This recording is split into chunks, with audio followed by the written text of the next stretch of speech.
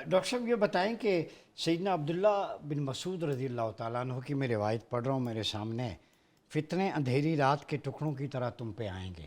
اندھیری رات کے ٹکڑے. اور پھر آگے بڑی امپورٹنٹ بات ہے، جب میں ان میں سے ایک حصہ ختم ہوگا دوسرا آئے گا، اس میں آدمی کا دل ایسے مر جائے گا جیسے اس کا بدن مر جاتا.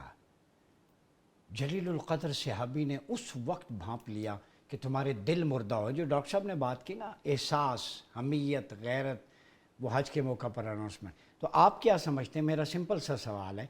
پورا مغرب امن میں ہے، امریکہ ان کی سوسائٹی حالت امن میں ہے، باقی ممالک امن میں ہے، مسلمانوں کا سرمایہ، مسلمانوں کی سرزمین، مسلمانوں کی لاشیں.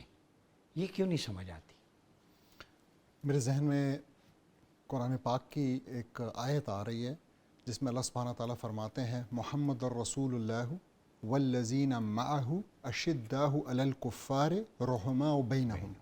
میرے خیال میں یہ بہت اچھے طریقے سے ایکسپلین کرتی ہے کہ ڈیفائن کر دی ہے کہ مسلمان اصل میں وہ ہیں جو ساتھ ہیں رسول اللہ صلی اللہ علیہ وسلم کے، ٹھیک ہے، اور پھر اس کے بعد دو کوالٹیز بتائیں کہ وہ آپس میں تو رحماء بینہم، ان کے آپس میں تو رحم کا رشتہ ہے، اور ان کا کفار کے ساتھ شدت والا، سیویر والا رشتہ ہے. میں آپ سے پوچھتا ہوں، آپ نظر دوڑائیں اس وقت پوری اسلامی دنیا پہ، تو آپ کو کیا نظر آتا ہے؟ کہ ہم جو ہیں چاپلوسیاں کر رہے ہیں، ان کی دوستیاں کر رہے ہیں ان کے ساتھ، آپ نے مراسم بڑھا رہے ہیں ان کے ساتھ، اور اپنوں کے ساتھ کیا کر رہے ہیں؟ ہم شدت والا سلوک کر رر ہیں. ہمیں تو کہیں بھی رحماء بینہم الٹ ہو گیا. تو جب آپ کا سوال، تو جب ہم نے اس بیسک فارمولے کو الٹ کر دیا کہ جس کو اس کلمے کی روح سے ہمارا بھائی بنایا، اور اب تو اس حد تک ہو گیا ہے یہ ڈویژن در ڈویژن کہ جس کو کہ ایک نیشن ہم کہہ رہے تھے، فالس کانسیپٹ تھا، مینوفیکچرڈ کانسیپٹ تھا کہ لیکن جی وطن کا کانسیپٹ، جیسے ڈاکٹر صاحب نے پوائنٹ آؤٹ کیا پاکستان، تو اب تو ہم اس پاکستان کے اندر بھی توڑنے پہ آئے ہوئے ہیں.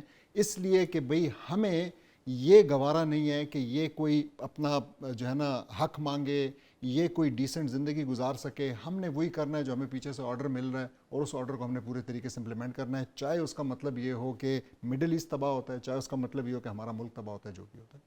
اچھا ڈاکٹر صاحب یہ بتائیں کہ یہ جو سچویشن اس وقت بن رہی ہے، اختلاف کی انہوں نے بات کی، قرآن میں کہا جاتا ہے فردوہ الی اللہ والرسول. جب اختلاف ہو جائے اللہ رسول کی طرف لوٹا دو. 30 چیپٹرز ہیں ہولی قرآن کے، اس میں مور دین 6000 ورسز ہیں. 2000 جو احادیث ہیں related to end of time war strategy, یہ میرے سامنے پڑی. پکی پکائی کھیر مسلمانوں کے آگے ہے. ایک تھنک ٹینک بنا دیں، اس کی روشنی میں سولوشن تلاش کریں تاکہ آگے. میں ایک روایت آپ کو بتاتا ہوں. یہ ابو موسیٰ اشعری نے فرمایا کہ فتنے گائے کی طرح ہوں گے، اور یہ آدمی جو عقل مند ہوگا اسے ایسا کر دیں گی کہ جیسے وہ ایک بیمار ذہنیت کا حامل ہو.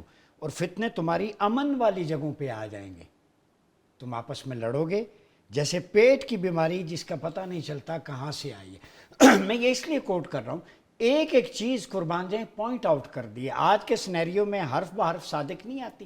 امن والی جگہ تھی یا نہیں تھی؟ خلافت تھی تو القدس، یہ مڈل ایسٹ سارا پرامن تھا. تو یہ پیٹ کی بیماری کی طرح کہاں سے آئی، کیوں آئی، ایسا نہیں لگتا آپ کو؟ دیکھیں، آپ نے بڑی اچھی بات کی. ہم نے ایک جینوسائیڈ کا تھیٹر 2 سال سے زیادہ غزہ میں دیکھا، اور اب جو ہے نا اس کو وہ باقاعدہ طور پہ بس سیل کرنے، نا اس کی فیٹ کو سیل کرنے جا رہے ہیں بورڈ آف پیس بنا کے، اور وہاں پہ اب اسلحہ لینے کی بھی ٹرمپ ایٹ لیسٹ یہ کلیم کر رہا ہے کہ میری جو ہے نا ڈیل ہو گئی ہے، اور ہم اس کو وہاں سے ان سے اسلحہ لے رہے ہیں. میں سوچ رہا تھا، آپ کو پتہ ہے 27 جولائی کو 4 دن پہلے ایک واقعہ ہوا. نیتن یاہو نے 28 کو جانا تھا، ٹرمپ سے ملنا تھا، مل بھی لیا. اس سے ایک دن پہلے اسرائیل کے اندر ایک آرگنائزیشن ہے جس کا نام ہے کمانڈرز آف اسرائیل. اس کے اندر تقریباً 600 ریٹائرڈ جرنیل اور اسپیشل سروسز کے ڈائریکٹرز یہ لوگ موجود ہیں. اس کو جو لیڈ کر رہے ہیں وہ retired deputy chief of staff IDF کا جو پرانا تھا، وہ اس کو لیڈ کر رہا ہے. ان لوگوں نے، ان کی آرگنائزیشن نے 600 دستخط تقریباً کر کے لیٹر لکھا ہے ٹرمپ کو. اب آپ سنیے گا، آپ کے ہوش اڑ جائیں گے کہ انہوں نے اس لیٹر میں کیا لکھا ہے. انہوں نے ٹرمپ کو لکھا ہے اس لیٹر کے اندر کہ یہ ورڈز ہیں اس لیٹر کے، میں کوٹ کر رہا ہوں، میں یاد کر کے آیا ہوں. جیوش ٹیرر اتنا زیادہ ہو گیا ہے ویسٹ بینک کے اندر، سیکولر ٹیرر اور جیوش ٹیرر اور IDF کا ٹیرر کہاں پہ؟ ویسٹ بینک کے اندر، کہ ہمیں ڈر ہے کہ 7 اکتوبر سے بھی زیادہ بڑی چیز کہیں نہ ہو جائے. تو آپ پلیز جناب ٹرمپ روکیں نیتن یاہو کو کہ یہ اتنا کھلا ہاتھ اور اتنی کھلی اجازت اسرائیلیوں کو، جیوز کو، ہمارے فوجیوں کو نہ دے کہ وہ وہاں جاتے ہیں اور آپ کو پتہ ہے ان کے گھروں کو، مسجدوں کو آگ لگاتے ہیں. ابھی ریسنٹلی گھر میں آگ لگائی تھی، ایک بچی بھی جل گئی، یہ سارا کچھ کرتے ہیں.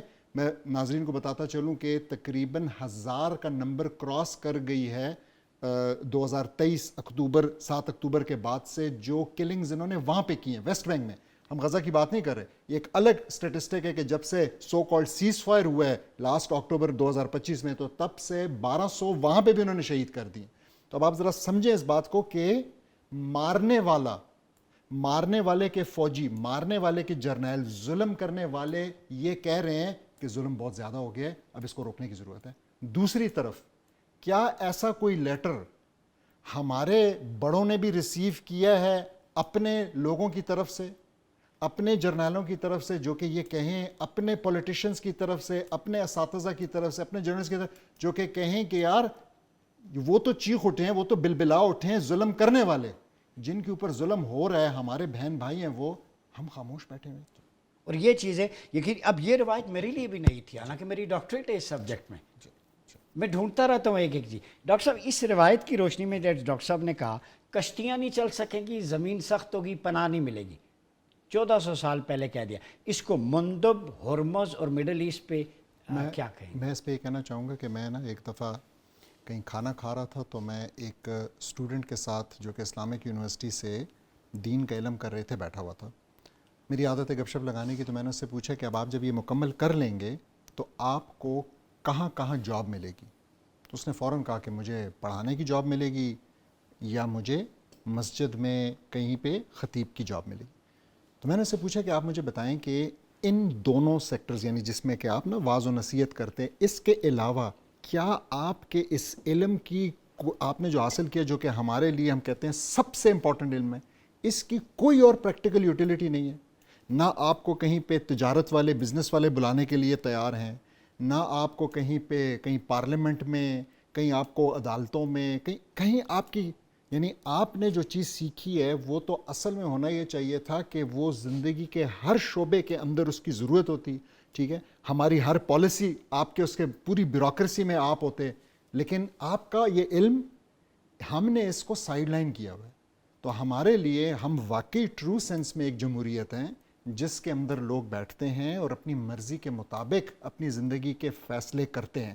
اور اب تو اور انٹرسٹنگ ہوتا جا رہا ہے، پچھلے چند سالوں سے ہم دیکھ رہے ہیں کہ اس کی بھی ضرورت نہیں رہی ہے کہ آپ لوگوں سے پوچھیں اور وہ کریں، بس ایک انسان یا چند انسان جو ہے نا وہ فیصلے کر لیتے ہیں.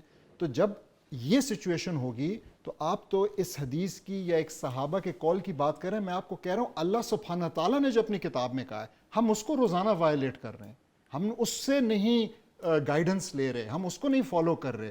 کیا اللہ سبحانہ تعالیٰ نے ہمیں کلیئر کٹ آیات میں غزہ کا علاج نہیں بتایا ہوا تھا جو ہم نے یہاں پہ پڑھ پڑھ کے سنایا؟ وَمَا لَكُمْ لَا تُقَاتِلُونَ فِي سَبِيلِ اللَّهِ.